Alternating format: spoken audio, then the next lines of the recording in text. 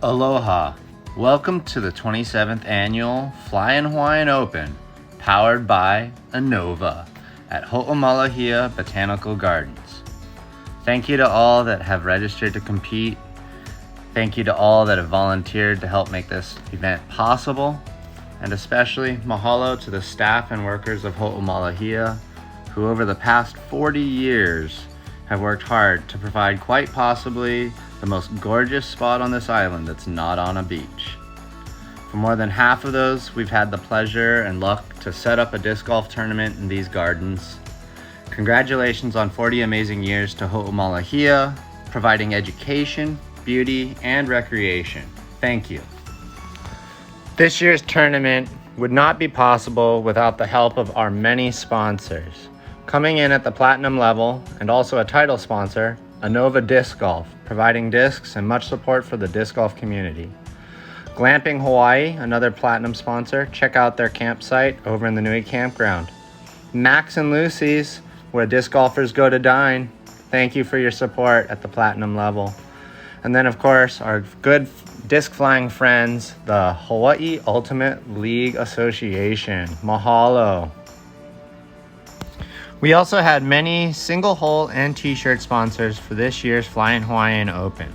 Mahalo to Oahu Disc Golf, Kauai Disc Golf, Hemptuary, Hawaii Disc Golf Adventures, Ipa Massage, Cali Crush, Gargoyles Garden, Alan Borski, Snap Conger, Vinci Designs, Mikey and Luis Roman, Kona Disc Golf, Gadget Disc Golf, 808 Starters, 967 DG Hawaii, Alan and Nadia Abreu, Full Bid Disc Golf, Eric Rapoon, and Rob and Wendy Nasworthy.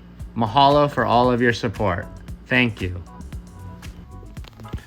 This year we have 18 beautiful holes for you to play. On Saturday, your first round will consist of 18 holes. Your second round will consist of 9 holes. If you're in the MPO or the MA1 divisions, you will be playing the holes 10 through 18. If you are playing in any of the other divisions, you will be playing in 1 through 9 for your second round on Saturday. Coming back on Sunday, you will be playing a full 18-hole round, followed by our award ceremony. A few reminders regarding rules. This is a PDGA sanctioned event.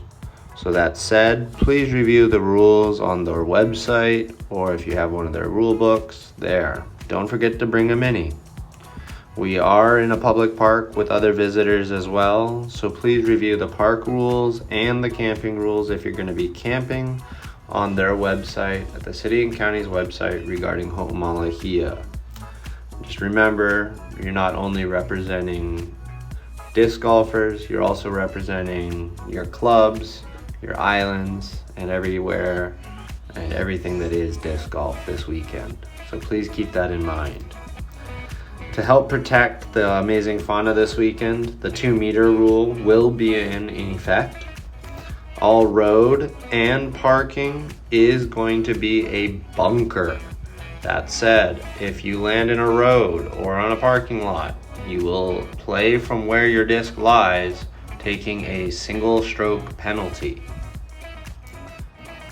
The 3-minute rule will be in effect for the course. It is kind of jungly out there. We do expect the whole card to help look for a lost disc. That said, we don't expect you to go off into an unsafe situation if it's overgrown and things like that, if somebody does choose to go look for their disc. That said, we will be using digital scorecards from PDGA. Please, when you check in, make sure that you find out what our code is to be able to get onto the scorecard there. Cards and hole assignments will be found there. Cards will be reshuffled after each round, and new hole assignments will be given. Moving on to some of the hole specifics here. On hole 1, please be careful of the ground cover here after moving away from the tee box. There is a path for you to use that is up closer towards the gate here, and you'll see that right here. If you could go ahead and just use this path right here, that'd be great if you need to get to your disc there. Otherwise, you've got the option to go around the back side of this and walk to your disc where the basket will be over there. Moving on to hole 2, we will be having a reminder that the road is bunker. Also, there is an OB line drawn between these large posts here, and if you're in a bush, you are also going to be OB. Basically, that is the barriers between our course and the campgrounds. This barrier will also be marked further up on hole 4, where there will be a yellow caution tape as an OB line for you.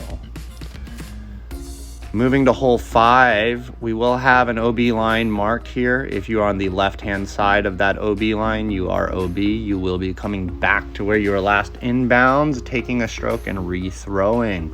The basket will be around the corner there to the right. So be careful, as the back side of this does have a wrapping OB line.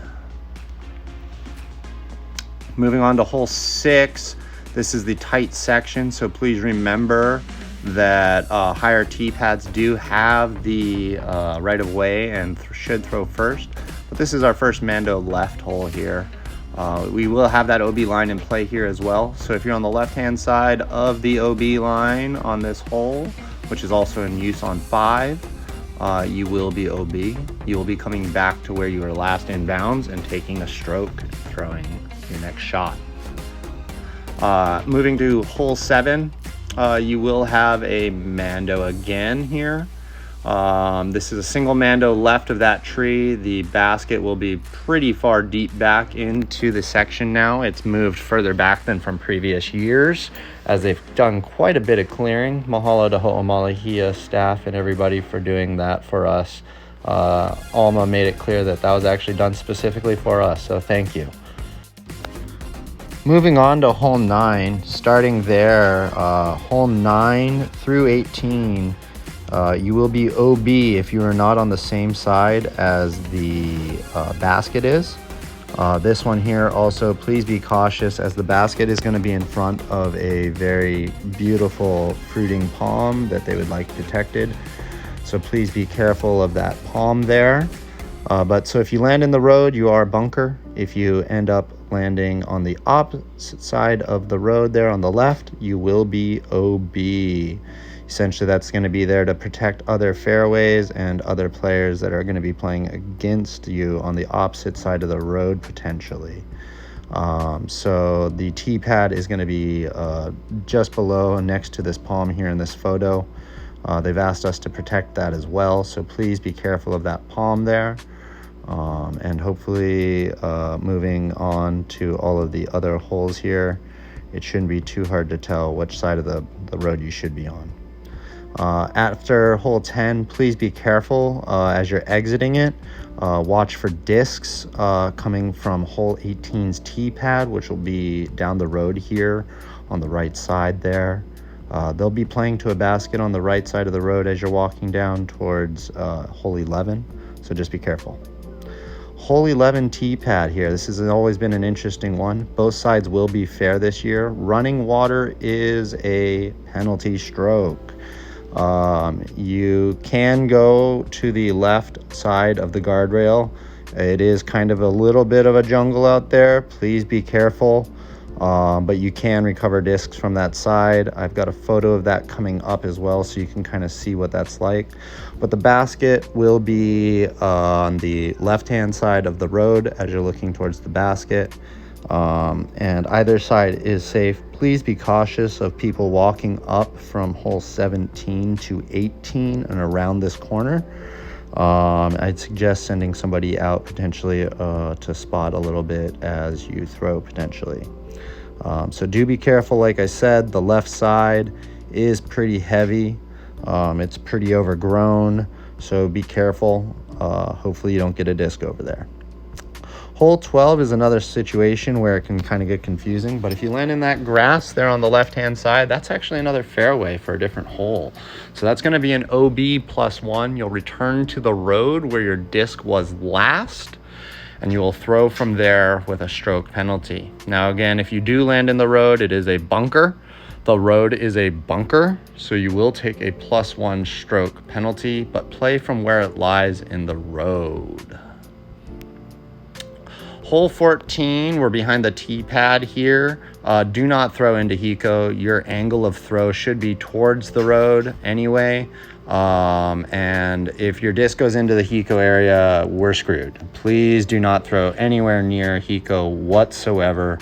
That could potentially shut down the power for quite a few people.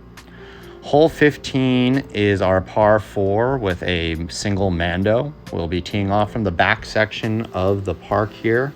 As you can see, this is going to be our longest hole. If you take a look at the map, it's nearly 453 feet.